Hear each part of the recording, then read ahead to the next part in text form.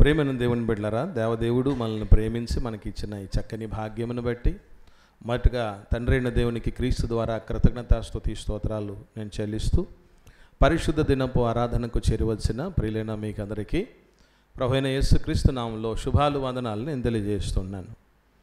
గడిచిన వారంలో మనం విశ్వాస సంబంధమైన మంచి పోరాటం అంటే ఏంటో, అందులో ఎవరితో మనం పోరాటం చెయ్యాలి అన్నటువంటిది మొట్టమొదటి విషయాన్ని నేర్చుకున్నాం.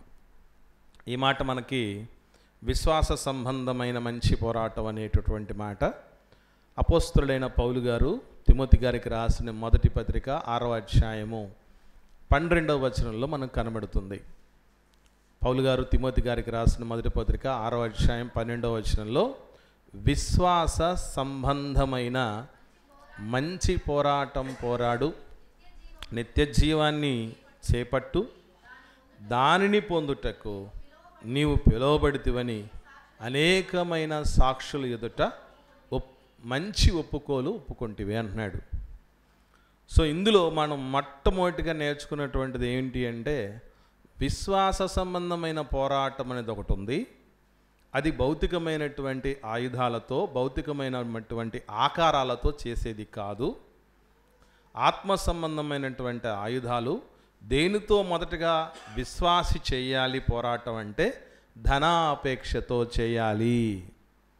ధనాపేక్షకు వ్యతిరేకంగా విశ్వాస సంబంధమైన మంచి పోరాటం చేయాలి అని, అందుకే ఆ 12వ వచనంలో ఉన్నటువంటిది ఏంటి, దేనికోసం మాట్లాడుతున్నాడు అనేది 10వ వచనంలో మనం చూసాం. ధనాపేక్ష సమస్తమైన కీడులకు మూలము అని. కాబట్టి ధనాపేక్ష అనేటటువంటిది దేవుని పిల్లలకు, విశ్వాసులకు ఎట్టి పరిస్థితుల్లో తగినది కాదు. అది సేవకుడిలో ఉండినా, విశ్వాసుల్లో ఉండినా అది ప్రమాదకరమైనటువంటి పరిణామమని. ఉదాహరణకి లోతు గారి జీవితాన్ని తీసుకున్నాం. అందులో దానిలోకి ఆకర్షణలోనికి పడినటువంటి ఆయన బయటికి రాలేక ఎంతటి నష్టాన్ని చవిచూశాడు అన్నటువంటి విషయాన్ని కూడా తెలుసుకోవటం జరిగింది.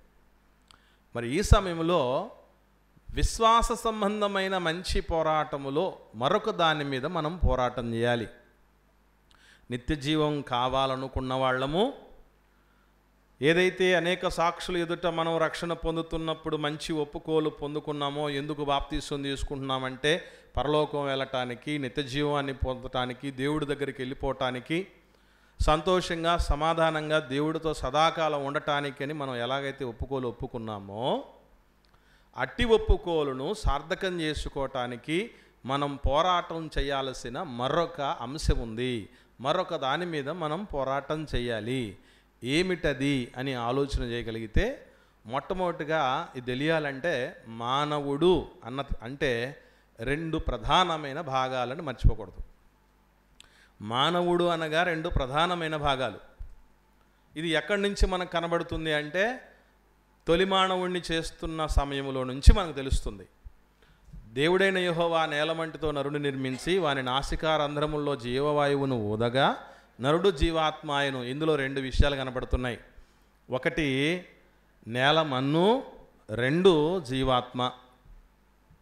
నేలమన్ను, జీవాత్మ 2 భాగాలు కనబడుతున్నాయి. ప్రసంగి గ్రంథం 12వ అధ్యాయం 7వ వచనంలో మనకు తెలుసు, మన్నైనది వెనుకటి వల్లనే మన్నైపోవును, ఆత్మ తాను దయచేసిన దేవుని యొద్దకు వెళ్ళును.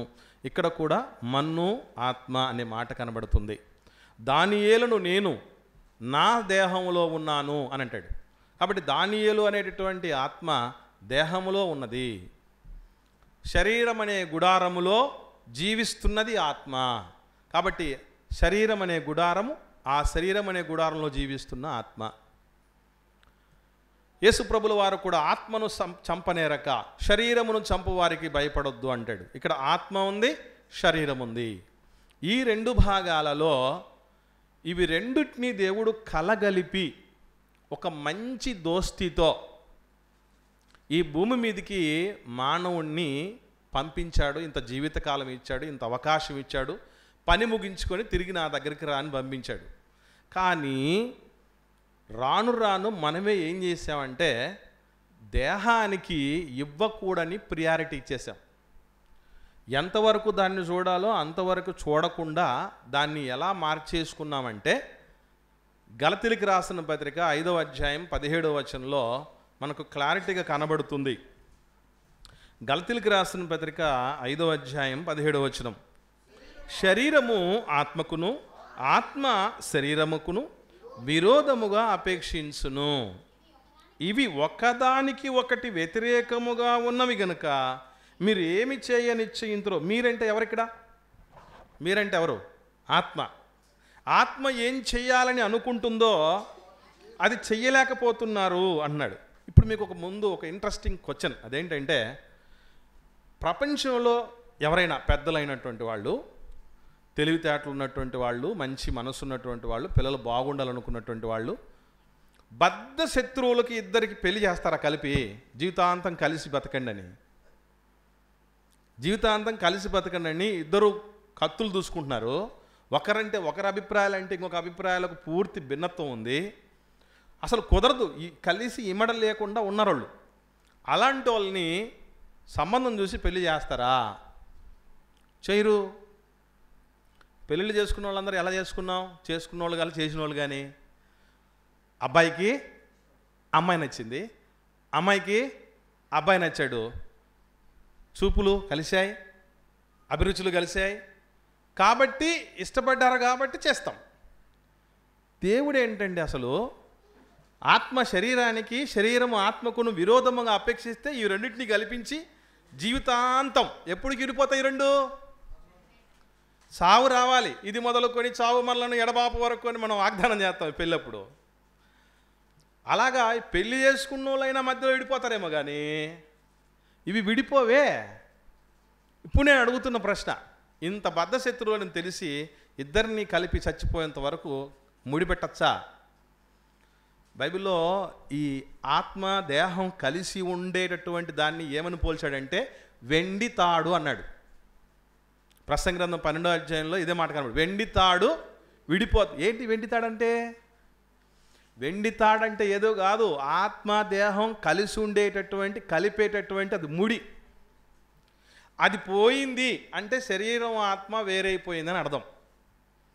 అప్పటిదాకా ఇవి రెండు అలాగే ఉండాలన్నప్పుడు నేను అడుగుతున్నాను, ఇంత భద్రశత్రువులను కలిపి పంపటం తప్పెవరదంటారు? శరీరం ఆత్మకు, ఆత్మ శరీరమునకును విరోధముగా అపేక్షించేటటువంటి విషయం దేవుడికి తెలీదా? తెలిసి ఇలా జతపరచడం ఏంటి? అన్యాయం కదా. ఎవరో అన్నారు, ఓ మనిషి మీద కసి తీర్చుకోవాలంటే పెళ్లి చేయాలంట. ఓ మనిషి మీద కసి తీర్చుకోవాలంటే పెళ్లి చేయాలంట.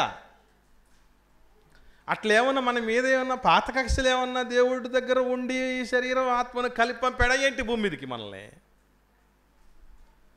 దీన్ని మనం ఎలా అర్థం చేసుకోవాలంటే, వాస్తవం ఏంటి, సత్యం ఏంటి అంటే, దీనిని ఈ రీతిగా తయారు చేసుకున్నది మనము తప్ప దేవుడు కాదు. దేవుడు దేహాన్ని ఆత్మను కలిపి పంపేటప్పుడు ఎలా పంపాడు అని అంటే, యేసుప్రభుల వారు మాట్లాడుతూ తండ్రికి ప్రార్థన చేస్తూ ఒక మాట అన్నాడు. ఏమని అంటే, బలి అర్పణ నీవు కోరలేదు కానీ నాకేమి ఇచ్చావంటున్నాడు? నాకు ఒక శరీరమును అమర్చావు, మరి దీంతో నేనేం చేస్తాను? నీ చిత్తము నెరవేర్చుటకు ఇదిగో వచ్చి ఉన్నాను నాయన అంటున్నాడు. అంటే ఇక్కడ మనం గమనించాల్సిన విషయం ఏంటంటే, దేహం ఇచ్చినందుకు దేవుణ్ణి తప్పుపడుతున్నాడా, లేకపోతే దేవా నువ్వు దేహం ఇచ్చావు కనుక నీ పనిని చేశాను అంటున్నాడా? పనిని నెరవేరుస్తాను. దేవుడి పనిని నెరవేర్చడానికి అసలు సిసలు సాధనం దేహం. అందుకే పౌలు గారు మాట్లాడుతూ ఏమంటాడంటే, మీ దేహము దేవుని వలన మీకు, నెక్స్ట్ ఏంటి? అనుగ్రహం. అంటే ఏం అర్థం? అనుగ్రహం అంటే అర్థం ఏంటి? దీవెన అని అర్థం, ఆశీర్వాదం అని అర్థం. అంటే దేహాన్ని ఆత్మతో కలిపి పంపటం దేవుడు ఏమనుకుని పంపించాడు? ఇది నీకు దీవెన నాయనా. ఆత్మగా తన లక్ష్యాన్ని నెరవేర్చుకోలేదు. ఆ లక్ష్యం నెరవేర్చబడాలంటే ఏం చేయాలి? ఆత్మకు జత కలయాలి. నరుడు ఒంటరిగా ఉండుట మంచిది కాదు అని అనుకున్నట్టు ఆత్మ ఒకటే ఉండుట మంచిది కాదు. ఆత్మకు సాటి సహాయంగా దేహాన్ని ఇవ్వాలి అని అనుకొని ఇచ్చింది, అది అనుగ్రహం. మరి మనం ఇప్పటిదాకా బాగా మన చెవున పడింది ఏంటంటే దేహం మన శత్రువు అని, శత్రువుగా చేసుకుంది మనమే. ఇప్పుడు దేహాన్ని చేసింది ఎవరండి? శత్రువుని చేసి పెడతాడు ఎవరన్నా. మన అమ్మ నాన్నలు మనకు శత్రువును ఇచ్చి పెళ్లి చేయరు కదా, చెప్పండి. శత్రువునిచ్చి జీవితకాలం కలిసి బతకనని చెప్పరే, మరి దేవుడు చెప్తాడేంటి? నో నో నో, దేహాన్ని మనమే దేవుడిచ్చిన స్వాతంత్ర్యాన్ని దుర్వినియోగపరచుకొని పేనుకు పెత్తనం ఇస్తే ఏం చేస్తుందట? తలంతా గొరిగేస్తుందట. పేనుకు పెత్తనం ఇవ్వటం కంటే ప్రమాదకరమైనటువంటిది దేహానికి పెత్తనం ఇవ్వటం. ఆత్మ దేహానికి ఉన్నటువంటి పరిస్థితి ఏంటి అని మనం జాగ్రత్తగా గమనించగలిగితే దీంతో పోరాటమే చెయ్యాలట. దేవుడు పోరాటమే చెయ్యమన్నాడు దేహముతో దేహము యొక్క కోరికలతో. ఎందుకంటే ఇదే గలతీయులకు రాసిన పత్రిక 5వ అధ్యాయంలో చివరి మాటలు చూడండి, 23-24 వచనాలు. 23-24 వచనాలు. ఇటు వాటికి విరోధమైనది నియమేమేది లేదు. క్రీస్తు యేసు సంబంధులు శరీరమును దాని ఇచ్చలతోనూ దురాశలతోనూ సిలువేశారు. అంటే శరీరము ఇచ్చలు, శరీరపు కోరికలు తీర్చటానికి, నా సహోదరులారా, శరీరానుసారంగా ప్రవర్తించటకు మనం శరీరమునకు రుణస్థులము కాదు అంటాడు. కాబట్టి ఇప్పుడు శరీరాన్ని ఏం చేయాలి? శరీరపు దురాశల్ని ఏం చేయాలట? సిలువేయాలట. సిలువేయకపోతే ఏమవుద్ది? అదే దేహము మనకు పాతరేస్తుంది నరకంలో. ఇది నేను చెప్పిన మాట కాదు, యేసు ప్రభు సాక్షాత్తు ఏమని చెప్తున్నాడో మార్కు సువార్త 9వ అధ్యాయం 43వ వచనం నుండి చూద్దాం. మార్కు సువార్త 9వ అధ్యాయము 43వ వచనం నుండి చూద్దాం ప్రియులారా. నీ చెయ్యి నిన్ను అభ్యంతరపరచని ఎడల ఎప్పుడైనా, ఆగుదాం మనం కాసేపు ఇక్కడ, ఎప్పుడైనా మన చెయ్యి నాకు అభ్యంతరంగా ఉంది అని ఎవరికైనా చెప్పామా? పోనీ ఎప్పుడైనా మనకు అనిపించిందా? డాక్టర్ గారికి ఏమైనా చెప్పామా? ఒకవేళ అభ్యంతరపరిచిన అమ్మాయిలకి ఏమైనా అభ్యంతరపరిచిండొచ్చు? చెయ్యి బోసిగా ఉంది, గాజులేయి. మగవాళ్ళకైతే బ్రేస్లెట్ ఏది, వాచ్ ఏది, పోనీ ఆ చేతిలో ఉన్న చేతులకు వేళ్ళు ఉన్నాయి, వేళ్ళకు గోర్లు ఉన్నాయి, గోళ్లకు పాలిసేది, వేళ్లకు ఉంగరాలేవి, ఇలాంటి అభ్యంతరాలే వచ్చి ఉంటాయి. కానీ నిన్ను అభ్యంతరపరచడం, నిన్నంటే ఎవరిని? నిన్ను అభ్యంతరపరిస్తే అంటే ఎవరినండి? ఆత్మను అభ్యంతరపరుస్తాయా చేతులు? ఆత్మ ఎప్పుడు దేవుడి దగ్గరికి వెళ్ళిపోవాలని ఆలోచన చేస్తుంటుంది. దానికి ఆటంకంగా మనం చేతుల్నే తయారు చేసాం. మీకు అర్థం కావడం మాట చెప్తాను. కొంతమంది నోట్లను తిప్పేటప్పుడు, కౌంట్ చేసేటప్పుడు మిషన్ కంటే బాగా కౌంట్ చేస్తారు, చూసారా? అదే వేళ్లతో బైబిల్ని రెఫరెన్స్లతో టక్క తొందరగా తీయమని చెప్పండి, తీయలేరు. ఎందుకు? అభ్యంతరం, ఆత్మకు అభ్యంతరంగా ఉంది. కొంతమంది రెఫరెన్సులు 4వ రెఫరెన్స్ చెప్పేసరికి మొదటి రెఫరెన్స్ దొరుకుతుంది వాళ్ళకి. 4 రెఫరెన్స్ చెప్పుంటాం, అప్పటికి మొదటి రెఫరెన్స్ దొరుకుంటుంది వాళ్ళకి. ఎందుకు? లేదు, ఈ దేహపు వేళ్లకు దేని అలవాటు చేయలేదు. బైబిల్లో ఉన్నటువంటి రెఫరెన్సులను, పుస్తకాన్ని, అధ్యాయాన్ని, వచనాన్ని టప్మని తీసేస్తారు. కొంతమంది తీసేసి అందరికంటే ముందు చదివేసి ఉంటారు. మన వాళ్ళకు పుస్తకం ఒకటి చెప్పాలంటే అది ఏ పేజీలో ఉందో చెప్తారు కొంతమంది దైవజనులు. తెలుసా మీకు? పేజీలో చెప్తారు. పేజీ చెప్పకపోయింది అనుకోండి, మనకు తెలియదు అనుకోండి, ఒకవేళ ఏం చేస్తాం? విషయ సూచిక దగ్గరికి వెళ్ళిపోయి అది ఏ పేజీలో ఉందో చూస్తాం. అది చూసేలోపు 4-5 రెఫరెన్స్లు అయిపోయి ఉంటాయి. చెయ్యి అభ్యంతరపరచడం అంటే ఏంటి? ఈరోజు దోచుకో అనేది కదా, తీసేసుకో, పొందేసుకో అని కదా దీనికి అలవాటు చేసింది. ఈ చేతికి నిజంగా అభ్యంతరపడని చెయ్యి ఏంటంటే సాయం అందించి తన చేతులు చాచుతుంది, దీనులకు తన చెయ్యి చాచును, యెహోవా యందు భయభక్తులు కలిగిన స్త్రీ గురించి మాట్లాడుతూ చెప్తాడు. ఇచ్చే చేతిలో ఉండాలి, సాయం చేసే చేతిలో ఉండాలి, సహవాసానికి గుర్తుగా షేక్ హ్యాండ్ ఇచ్చే చేతిలో ఉండాలి. కానీ ఈ చేతుల్ని ఎట్లా వాడింటారు చెప్పండి? నీ నారు నాశనం అయిపోను అని చేతులు వాడేసి ఉంటాం కదా, దుమ్మెత్తి పోయడానికి వాడేసుంటారు, చూసారా? అనవసరంగా దుర్మార్గంగా ఒకరి మీదికి లేచే విధంగా దీన్ని వాడుతున్నటువంటి పరిస్థితులు లేవా? అది చెయ్యి అభ్యంతరపరచడం అంటే. ఈ అభ్యంతర పరిస్థితి ఇలాగూ ఏం చేయమన్నాడు యేసుప్రభుల వారు? నరికేసుకో. ఏంటి రాయలసీమ ఫ్యాక్చరిజం భాష మాట్లాడుతున్నాడు యేసుప్రభు? రాయలసీమ ఫ్యాక్చరిజం భాష మాట్లాడుతున్నట్లేదు, నరికేసుకో అన్నాడేంటి? ఇప్పుడు నరికిన వాళ్ళే తెలుసు మన చేతులు ఇంకొక నరకటం కాదట, మనమే నరుక్కోవాలట. ఏమన్నానండి, ఎందుకు అంత డెసిషన్ తీసుకోమన్నాడు అంటే వెంటనే చెప్తాడు ఆయన. కిందికి వస్తే ఏమన్నాడు? నువ్వు 2 చేతులు కలిగి నరకములోని ఆరని అగ్నిలోనికి పోవట కంటే, నేను ఇప్పుడు అడుగుతున్నాను, మనల్ని ఆరని అగ్నిలోకి పోయేటట్టు చేస్తున్నది ఎవరు? ఎవరు అంటే మనం నెత్తినెక్కించుకున్న శరీరము, అందులోని అవయవాలు. అంతేనా? అభ్యంతరపరిచే చెయ్యి నరకానికి తీసుకెళ్ళేంత ప్రమాదకరమైంది. ఎక్కడుంది అది? ఎక్కడుంది? మన దగ్గరే ఉంది. మన దగ్గరే ఉంది. దాన్ని బాగలేకపోతే, దానికి ఏదైనా దెబ్బ తగిలితే పాపం బాధపడి మనం అన్ని ట్రీట్మెంట్లు చేసి చక్కగా దాన్ని పోషించుకుంటూ ఉన్నాం. అదే అభ్యంతరపరుస్తుందట. తెలుసండి, కొంతమందికి దేవుడి పనులు చేయటానికి చేతులు రావు. నేను ఎందుకు చేయాలని? వాళ్ళు చేసుకుంటారులే అన్నట్టు. ఇంట్లో పనులు మాత్రమే చేయటానికి వస్తాయి కొంతమందికి, అది కూడా చేయడం రాదు. అవునా కదా? ఇంట్లో పని కూడా చేయటం అనేది రాదు. అది అభ్యంతరపరిచే చేతులు అంటే. కిందికి వస్తే ఇంకో మాట ఉంది, 45వ వచనం నుండి, నీ పాదము నిన్ను అభ్యంతరపరచిన దాన్ని నరికేయి అన్నాడు. పాదాలు ఎట్లా అభ్యంతరపరుస్తాయి? చర్చికి రావటానికి ఒక్కదానికి తప్ప, చర్చికి రావాలంటే అది బోధకాలు అయిపోద్ది ఉన్నపాటున, దానికి చచ్చిపడిపోద్ది. రాలేవు, అంత సులభంగా రాలేవు, రెడీ అయిపోలేవు. అదే పిక్నిక్కి పోదాం అన్నారనుకోండి, రెడీ అయిపోతాయి.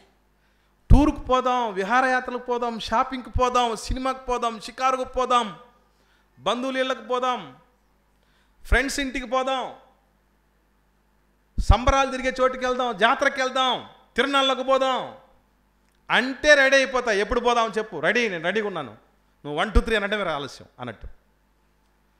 అలా కాకుండా సువార్త ప్రకటించు పాదాలు, సువార్త కదలమంటే కదిలేపటువంటి పాదాలు ఎంతమందికి ఉంటాయండి? మన భవిష్యత్తును బాగు చేసుకోవడానికి కదిలించండి అని అంటే దాన్ని కదిలించే వాళ్ళు ఎంతమంది ఉంటారండి? ఏమండి, సినిమా థియేటర్ ప్రారంభమైన తర్వాత 10 నిమిషాలు లేటు కూడా ఎవడుబడు. కానీ సంఘానికి మాత్రం ఎట్లా వస్తారు? వాడు ప్రార్థన అయిపోయిన తర్వాత వస్తారు, కొందరు పాటలు అయిపోయిన తర్వాత వస్తారు, కొందరు ఫస్ట్ మెసేజ్ అంటారే ఆరాధన వర్తమానం అది అయిపోయినాక వస్తారు, కొంతమంది ప్రధాన వర్తమానం కూడా అయిపోయినాక వస్తారు, కొంతమంది బల్ల అయిపోయిన తర్వాత వస్తారు, కొంతమంది చివరి ప్రార్థనకు వస్తారు, కొంతమంది అసలే రారు. నేను రాను, ఏం చేసుకుంటాను అనే విధంగా ఉంటారు. అది అభ్యంతరపరచే పాదాలు అంటే. ఇంకా కిందికి వద్దాం, యేసుప్రభుల వారు ఏమంటున్నారు? ఇంకా ఆలోచించగలిగితే, నీ కన్ను నిన్ను అభ్యంతరపరుస్తే అన్నాడు. కన్నులు అభ్యంతరపరుస్తాయా? అయ్యో, మన కన్నులు ఎంత మంచి కన్నులని మనం అనుకుంటామంటే ఇవి చెంపకు చారుడు కన్నులు అనుకుంటాం. కన్ను సరిగా పని చేయకపోతే బాధపడిపోయి డాక్టర్ గారి దగ్గరికి వెళ్ళిపోయి మంచి అద్దాలు పెట్టేసుకుని మరి స్పష్టంగా ముందుకంటే బాగా చూడాలి. ఈ కళ్ళు ఏం చూస్తాయి? ఎదుటివాడు బాగుపడితే చూడలేవు కదా. పోనీ బాగలేకుండా ఉన్నాను అనుకోండి, అప్పుడు చూడలేవు. ఏంటి నువ్వు వేస్ట్ ఫీల్డ్లో ఉన్నావే అంటాడు. బాగులేకపోతే బాగుపడ్డావు అనుకోండి, వాడు బాగుపడ్డాడే, నేను బాగుపడలేదే అనేటువంటి ఆలోచనలు ఉంటాయి. ఇది ఒకటేనా అంటే మీకు విషయం తెలుసో తెలీదో, సర్వేంద్రియానం నయనం ప్రధానం అనేది తెలుసు ప్రపంచానికి. కానీ దేవుడు ఒకటే మాట చెప్పాడు, నీ దేహానికి దీపం కన్ను, అది ప్రధానంతో పాటు ప్రమాదకరమైంది కూడా. ఎందుకు అని అంటే, ఇప్పుడు చూడండి, బలపరాక్రమశాలి సంసోను అనేటటువంటి ఆయనకు కంట్రోల్ తప్పింది ఏంటి? కన్నే. సేమ్ 2 చిన్ని కన్నులు కంట్రోల్ తప్పిపోయాయి. షోరేకు లోయలోకి వెళ్ళిపోయాడు. అక్కడ చాలా క్లారిటీగా ఉంటుంది. ఒక స్త్రీని, దలీలా అనే ఆమెను చూచి ఆమెను మోహించి ఆమె దగ్గరికి వెళ్ళిపోయాడు.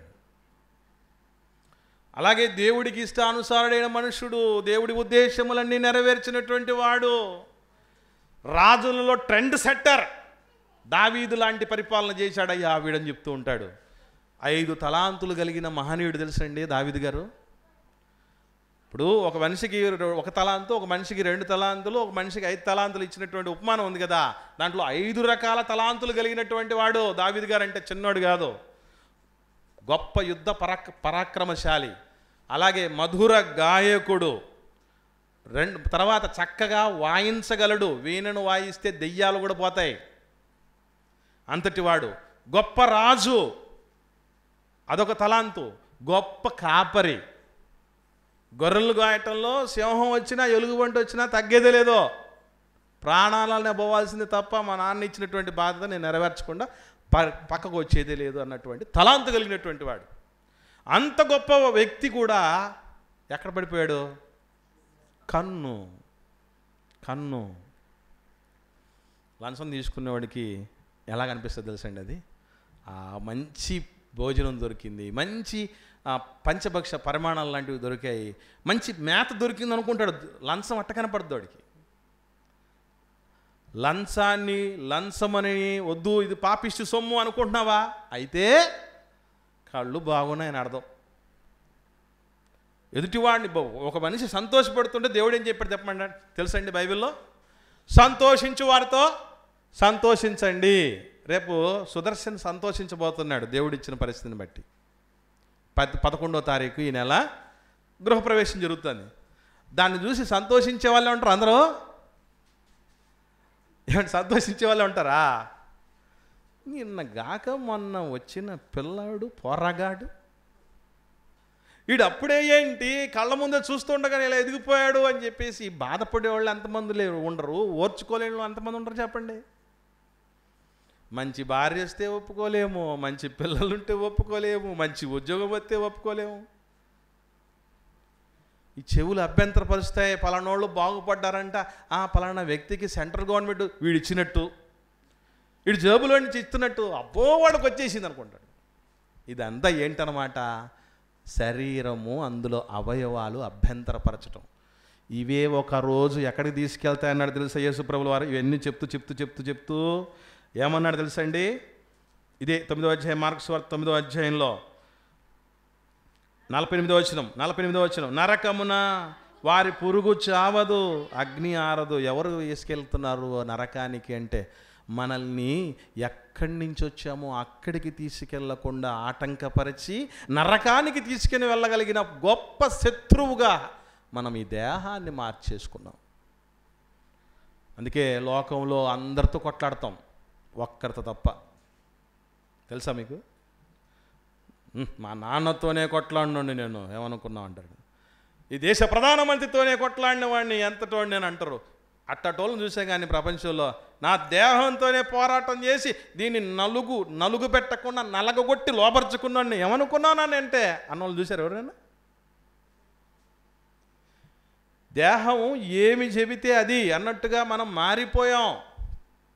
మంచిదే, అది దేవుడి లక్ష్యం, ఆత్మ లక్ష్యాన్ని నెరవేర్చుకోవడానికి దాన్ని పోషించుకోవాలి. పని చేయాలంటే పని కోసం. ఇప్పుడు దుక్కి దున్నాలండి, ఎద్దు ఏం చేయాలి? పెట్టాలి, తప్పులేదు. కానీ దున్నే పని లేకపోయినా పెడుతున్నాం అనుకోండి, దానికి ఏమంటాం? దాన్ని పనే లేదు, ఈ దున్నకు పని లేదు, దేహం అనే దున్నకు పనే లేదు. పని అయితే ఏమి చేయించట్లా, దాన్ని మాత్రం పెడుతున్నాం అని అంటే దేవుడు అందుకే చట్టం పెట్టాడు. ఆ చట్టం నిజంగా ఫాలో అయింటే మనం ఎవరూ లావు అయ్యే వాళ్ళమే కాదు. ఏమని? పని చేయని వాడు ఆహారం తినకూడదని. ఏ పని అనుకుంటున్నారు? మన ఇంట్లో పని కాదు, మన జీవనోపాధి పని కాదు దేవుడు చెప్తుంది అక్కడ. ఆయన పని చేయనోడు, దేవుని పని చెయ్యనోడు తిండి తినకూడదట. ఇప్పుడు నేను అడుగుతున్నా, మీరు చెప్పండి, మనం దేవుడి పని చేయకుండా ఇప్పటికి ఎంత తింటాం? తిన్నవి రాసులు వేసుకుంటే ఎంత అవుతుందో తెలుసా? తిన్నవి ఎంతనో రాసులు వేసుకుంటే ఎంత అయింటో తెలుసా?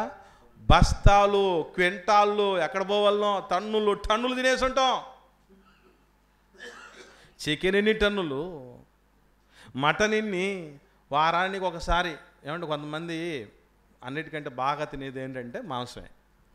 నేను అడుగుతున్నాను, పావు కేజీ తినలేరా ఒకరు? అయ్యో పావు కేజీనా? 1/2 కిలో పెట్టు, తినకపోతే అంత అట్టు. అన్నోళ్ళు లేరా? ఇలా వారానికి ఒక పావు కిలో లెక్కనే వేసుకుందాం, పావు కిలో అనుకుందాం, పోనీ 100 గ్రాములు వేసుకుందాం. వారానికి 100 గ్రాములు చికెన్ అని అనుకుంటే నిజంగా వారానికి ఒకసారి తింటాం మనం? మనలో మన మాట, వారానికి ఒకసారి తింటున్నావా? అయ్యో, కొంతమంది ముద్ద దిగాలంటే ముక్కు ఉండాలి కదా. అలా తిన్నవన్నీ పోగేస్తే ఎన్ని అయిపోయి ఉంటాయి? అవన్నీ దేవుడు ఎందుకు పెడుతున్నాడంటే, తిని నాయన దీంతో పని చేయని. ఒక దైవం నేను చూశానండి, భోజనం పెడతాడు పిల్లలందరికీ. సువార్తకి వెళ్ళటానికి ముందు భోజనం పెట్టేసి మైకులోనే అనౌన్స్మెంట్ చేస్తాడు. ఏమని తెలుసా? నానా బాగా తినండి, బాగా పని చేయండి, బాగా సేవ చేయండి, బాగా సేవ చేయటానికి బాగా తినండి అంటాడు. అట్లా చెప్పేవాళ్ళు ఎవరు ఉంటారు మనకి? తిండి తినకపోతే మొహమాట పడుతూ ఉంటే తిను, సిగ్గు పడకుండా తిను అంటాం. సిగ్గు లేకుండా తిను అనలేక సిగ్గు పడకుండా తిను. మనం సంపాదిస్తున్నది ఎందుకు? ఈ 5,000 నోట్లకు పోవడానికి కదా అని. తినేవాడు ప్రభు కోసమే తినాలని చెప్తే దేవుడి నియమం లేదు. నేను పని చేసినా చేయకున్నా, దేవుడి పనికి మోకాళ్ళు వంచినా వంచకపోయినా, దేవుడి సేవకు తిరిగినా తిరగకపోయినా, దేవుడి కోసం ఈ చేతులు పని చేసినా చెయ్యకపోయినా, ఎవరికైనా సాయం చేసినా చేయకపోయినా, స్నేహపూర్వకంగా ఉండకపోయినా, దేవుని మహిమ కోసం ఈ చేతులు రెక్కలు ముక్కలు చేసుకోకపోయినా నాకు నువ్వు పెట్టాల్సిందే అన్న రీతిగా తయారు చేసుకున్నాం. పని మనిషిని పని మనిషిలాగే పెట్టాలి. అవునా? ఎవరో ఒకసారి నేను ఒక రీల్ చూశాను. అదేంటంటే, పని మనిషిని పెట్టడానికి భార్య ఒప్పుకోవట్లేదట. ఇంట్లో పని మనిషిని పెట్టడానికి భార్య ఒప్పుకోవట్లేదంట. బాగా డబ్బులు ఉన్నోళ్లే పని మనిషిని పెట్టడానికి ఒప్పుకోలేదంట. ఎందుకమ్మా మరి పని మనిషిని పెట్టుకోవచ్చు కదా, నువ్వు పని చేసుకోలేకపోతున్నావు అంటే ఆ భార్య అంటది, 10 ఏళ్ల క్రితం నేను కూడా పని మనిషిని ఇంట్లో, 10 ఏళ్ల క్రితం నేను కూడా పని మనిషినే ఇంట్లో, ఇప్పుడు సొంత మనిషిని అయ్యానని. అట్లుంది మన బాపతి. పనోళ్ళని పనోళ్ళలాగే చూడాలి. ఫేరన్ లవ్లీ పెట్టి చక్కగా కూర్చోబెడితే పని జరగదు. అందుకే నరకానికి తీసుకెళ్తుంది. అందుకే దానితో మనం ఏం చేయాలంట? పోరాటం చేయాలి. పోరాటం చేస్తే తప్ప దాన్ని మనం వంచలేమో. నేను అడుగుతున్నాను, మీరు చెప్పండి. సెల్ ఫోన్ దగ్గర పెట్టుకొని గంటల తరబడి గంటలు గడుపుతావా? సీరియల్ ముందు కూర్చొని గంటలు ఉంటావా? బైబిల్ ముందేసుకుని గంటలు చదువుతావా? ఏం చేస్తాం? పిచ్చాపాటి ఎవరితోనో మాట్లాడడానికి గంటలు ఉంటావా? దేవుడికి సంబంధించిన సంగతులు మాట్లాడడానికి గంటలు ఉంటావా? ఏది మనకిష్టం? కాబట్టి ప్రియులారా, గుర్తుపెట్టుకోండి, మనం 100% పోరాటం చేయాల్సింది ఆ దేహంతోనే. యేసు ప్రభువే చేశాడు. ఎంతవరకు పోయాడు తెలుసా? చూడండి 12వ అధ్యాయం హెబ్రీయులకు రాసిన పత్రిక 4వ వచనం. అపోస్తలుడైన పౌలు గారు హెబ్రీయులకు రాసిన పత్రిక 12వ అధ్యాయం 4వ వచనంలో చూస్తే అక్కడ చెప్తున్నటువంటి మాట, మీరు పాపముతో పోరాడుటలో. నేను అడుగుతున్నాను ప్రశ్న, పాపానికి, పాపం చెయ్యాలనుకోండి ఏముండాలి చెప్పండి? దేహం ఉండాలి, దేహపు అవయవాలు ఉండాలి, అవయవాలు కూడా ఆరోగ్యంగా ఉండాలి. అవునా కదా? జ్వరం వచ్చింది అనుకోండి, ఏం చేయగలం మనం? పాపం చేయలేం, పుణ్యం చేయలేం. అవునా కదా? చేతులు పోయాయనుకోండి, చేతులతో పాపం చేయలేం, పుణ్యం. కాళ్ళు పోయాయనుకోండి, కాళ్ళతో పాపం చేయలేం, పుణ్యం. నోరు పడిపోయింది అనుకోండి, నోటితో మంచి చేయలేం, చెడు చేయలేం. అవునా? కళ్ళు పోయాయనుకోండి, కళ్ళతో మంచి చేయలేం, చెడు చేయలేం. అంటే మీకు ఏం అర్థం కావాలంటే, పాపముతో పోరాటం అంటే పాపానికి ఆయువు పట్టు దేహం, దేహపు అవయవాలు. పాపానికి దాసోహం చెయ్యొద్దు. మీ అవయవాలను పాపమునకు దాసులుగా అప్పగించద్దు అంటాడు పౌలు గారు. కాబట్టి పాపముతో పోరాటం అంటే దేహపు తుచ్చమైన కోరికలతో పోరాటం. ఇది పోరాటం చేసేటప్పుడు ఎంతవరకు పోవాలట? ఎంతవరకు వెళ్ళాలట అండి? చెప్పండి, ఎంతవరకు వెళ్ళాలట? రక్తం గారేంతవరకు పోరాటం చేయాలట. అప్పుడప్పుడు కోళ్ల పందాలు చూస్తుంటాం.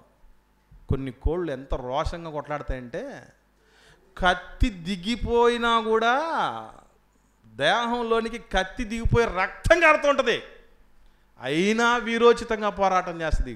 కోళ్ల పందాల్లో కోళ్ళని చూసేది తెలుసుకోవాలి పోరాటం అంటే ఎట్లా చేయాలరా అని.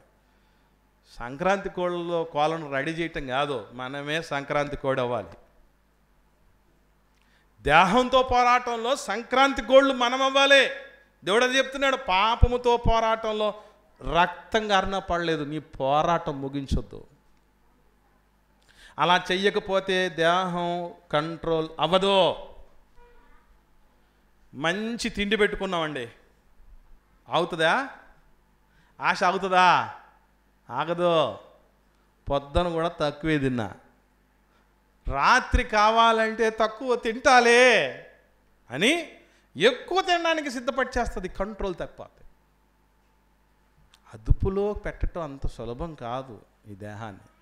దేహంలో ఉన్న అవయవాల్లో కళ్ళను అదుపులో పెట్టాలన్నా, నోటిని అదుపులో పెట్టాలంట.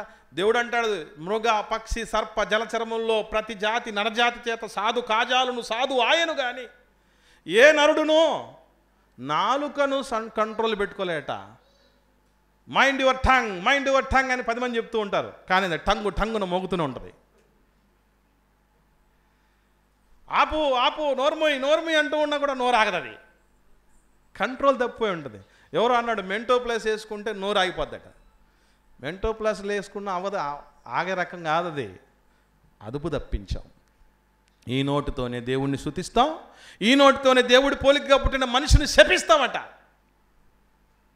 ఒక్క జల్ నుంచి మంచి నీరు, చేదు నీరు రావు కదా నాయనా, మరి నీ జల్ నుంచి ఎందుకు అట్లా వస్తుంది? దేవుడు అడిగిన ప్రశ్న, మన దగ్గర జవాబు ఉందా? కాబట్టి ప్రియులారా గమనించండి, మనము దేహపు తుచ్చమైన కోరికలతో మనమే దాన్ని నెత్తినెక్కించుకున్నాం. ముద్దు చేసిన కుక్క మూతి నాకుతుందట, అయినరా? ముద్దు చేయకూడదు. దాన్ని దేవుని పని కోసం ఎప్పుడూ సిద్ధంగా ఉంచుకోవాలి. నేను బ్రతికి ఉండుట మిమ్మును బట్టి అవసరమైంది అంటాడు పౌలు గారు. ఈరోజు ఈ దేహ వాళ్ళు దేనికి ప్రిపేర్డ్గా ఉన్నాయి? ఇంట్లో పనికి ప్రిపేర్గా ఉన్నాయి, భార్య కోసం రెడీగా ఉంది, పిల్లల కోసం రెడీగా ఉంది, మన తుచ్చమైన కోరికలను సుఖభోగములను నెరవేర్చుకోవటానికి రెడీగా ఉంది తప్ప, దేవా నేనున్నాను సిద్ధంగా ఈ దేహంతో అవయవాలతో ఏం చేయాలో చెప్పు అన్నోళ్ళు ఎంతమంది? కాబట్టి ప్రియులారా గుర్తుపెట్టుకోండి, దీనితో పోరాటం చేయాలి. శరీరమును దాని ఇచ్ఛలతోనూ దాని దురాశలతోనూ సిలువేసేంత వరకు పోరాటం చేయాలి. లేదంటే నరకమే గతి మనిషికి. ఏది కావాలో మన ముందు ఉంచాడు దేవుడు. మంచి నిర్ణయం తీసుకుందాం, ప్రార్థిద్దాం.